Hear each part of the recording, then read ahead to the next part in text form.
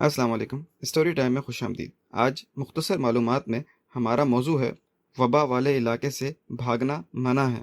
صحیحین اور مسند احمد میں حضرت عبداللہ بن عباس رضی اللہ تعالیٰ عنہ سے مروی ہے کہ حضرت سیدنا عمر فاروق رضی اللہ تعالیٰ عنہ ملک شام کی جانب روانہ ہوئے۔ جب آپ رضی اللہ تعالیٰ عنہ سرخ کے مقام پر پہنچے تو اپنے لشکروں کے سپہ سالار حضرت ابو عبیدہ بن الجراح رضی اللہ تعالیٰ عنہ اور ان کے دیگر ساتھی آپ رضی اللہ تعالیٰ عنہ کے استقبال کے لیے تشریف لائے۔ انہوں نے آپ رضی اللہ تعالیٰ عنہ کو آگے جانے سے منع کیا کہ ملک شام میں اس وقت طاعون کی وبا پھیلی ہوئی ہے۔ سیدنا عمر فاروق رضی اللہ تعالیٰ عنہ نے اپنے رفقا سے مشورہ کیا کہ کیا شام جایا جائے یا نہیں۔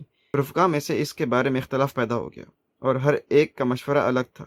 حضرت عبد الرحمن بن عوف رضی اللہ تعالیٰ عنہ اس وقت موجود نہ تھے۔ جب وہ آئے تو کہنے لگے کہ میں نے نبی کریم صلی اللہ علیہ وآلہ وسلم سے سنا ہے کہ اگر تمہارے ہوتے ہوئے کسی جگہ وبا پھوٹ جائے تو تم وہاں سے بھاگنے کی کوشش نہ کیا کرو، اور جب تمہیں پتہ چلے کہ فلاں جگہ وبا پھیلی ہے تو وہاں جانے سے گریز کرو۔ سیدنا عمر فاروق رضی اللہ تعالیٰ عنہ نے جب نبی کریم صلی اللہ علیہ وآلہ وسلم کا یہ فرمان سنا تو اللہ تعالیٰ کی حمد و ثنا بیان فرمائی اور وہاں سے واپس لوٹ گئے۔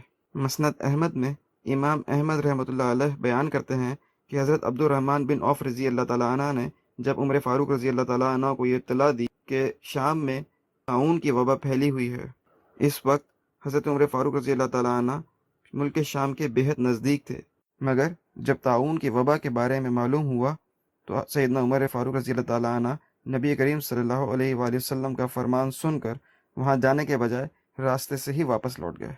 تو یہ تھی ہماری آج کی مختصر معلومات۔ امید ہے آپ کی معلومات میں اضافہ ہوا ہوگا۔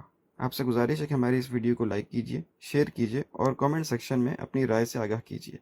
ساتھ ہی ساتھ ہمارے چینل کو سبسکرائب کیجیے اور بیل آئیکن کو لازمی کلک کریں تاکہ مزید آنے والی ویڈیوز اور معلومات سے فائدہ حاصل کر سکیں۔ شکریہ۔